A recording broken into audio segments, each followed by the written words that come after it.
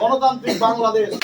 এই বাংলাদেশে গায়েবী মামলা থাকবে না, সাধারণ জনগণ, নির্দোষ জনগণ জেলে যাবে না। এই প্রতিশ্রুতি তারেক রহমানের নেতৃত্বে বাংলাদেশ জাতীয়তাবাদী দলের নেতাকর্মীরা দিয়ে যাচ্ছে।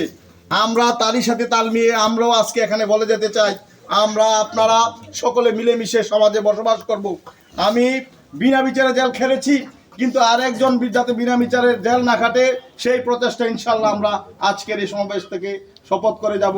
কেউ বিনা বিচারে জেল খাটবে না, কে হামলা মামলার নির্যাতনের শিকার হবে না এই আওয়ামী লীগ স্বৈরাচারের মতো।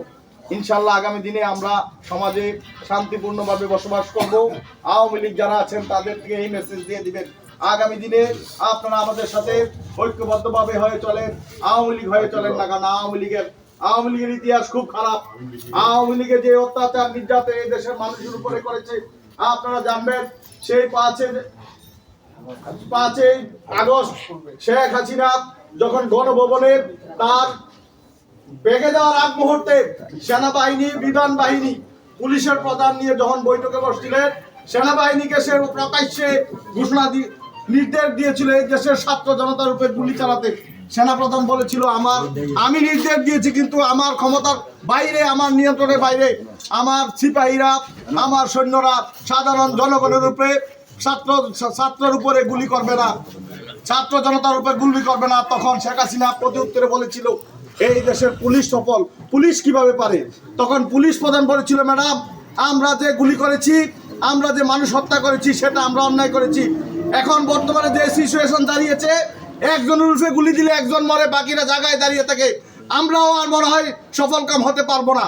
এবার আপনারা জেনে থাকবেন, এই শেখ হাসিনা যদি এই দেশের সাধারণ মানুষের কথা চিন্তা করত, এই দেশের কথা চিন্তা করত, তাইলে সাধারণ জনগণের উপরে গুলি চালাতে নির্দেশ দিত পারে না। ক্ষমতায় অধিষ্ঠিত হয়ে এই দেশের মানুষকে, এই দেশটাকে নিশ্চিহ্ন করে দিয়ে ভারতের একটা অঙ্গরাজ্যে পরিণত করার উদ্দেশ্য ছিল তার।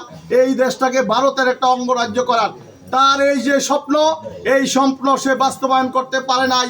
এই দেশের ছাত্র জনতার আন্দোলনের মুখে সে পালিয়ে যেতে বাধ্য হয়েছে। এই কারণে বলেছে এই দেশে আর আওয়ামী লীগ আসার সুযোগ নাই। হ্যাঁ, আসতে পারে সাধারণ জনগণের ম্যান্ডেট নিয়ে আবার যদি ঘোষণা দেয় আমরা ভালো হয়েছি, 10-15 বছর 20 বছর পরে ভালো যদি দেখাইতে পারে যে আমরা গণতান্ত্রিক দ্বারা ক্ষমতা আসবো, মানুষকে ভালোবাসবো, এই দেশকে ভালোবাসবো, তাইলে এটা পরের চিন্তার বিষয়। এখন সবাই আমরা ভাই ঠাইতে এভাবে চলবো, আওয়ামী লীগ হয়ে চলবো না, এই ঘোষণা আমরা দিব।